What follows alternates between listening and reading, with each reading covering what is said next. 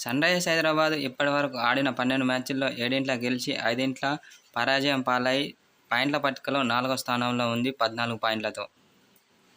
అయితే నిన్న KKR versus జీటీల మధ్య జరిగే మ్యాచ్కి వర్షం అంతరాయం వల్ల మ్యాచ్ ఆగిపోయింది.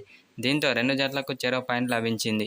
దీంతో కోల్కతా ప్లేఆఫ్ చేరుకోగా గుజరాత్ ఇంటిదారి పట్టాల్సి వచ్చింది.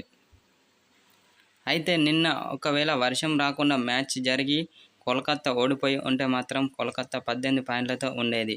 అయితే ఇలా జరిగి ఉంటే మాత్రం ఎస్ఆర్హెచ్ డైరెక్ట్గా పాయింట్ల పట్టికలో టాప్ ప్లేస్లోకి వెళ్ళేది. ఎలా అంటే ఎస్ఆర్హెచ్ తర్వాత భారీ రన్ రేటుతో గెలిస్తే ఇప్పుడు 14 పాయింట్లతో ఉన్న ఎస్ఆర్హెచ్ ఈ 2 మ్యాచ్ల్లో గెలిస్తే 18 పాయింట్లతో డైరెక్ట్గా పాయింట్ల పట్టికలో టాప్గా ఉండేది. దీంతో ప్లేఆఫ్కు ఈజీగా వెళ్ళిపోయేది సన్‌రైజర్స్ హైదరాబాద్.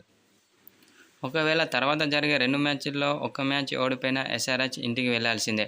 ఎందుకంటే 7 జట్ల మధ్య ప్లేఆఫ్స్ కోసం తీవ్ర పోటీ నెలకొంది. కాబట్టి ఎస్ఆర్హెచ్ తర్వాత జరిగే 2 మ్యాచ్ల్లో తప్పకుండా గెలవాల్సిందే.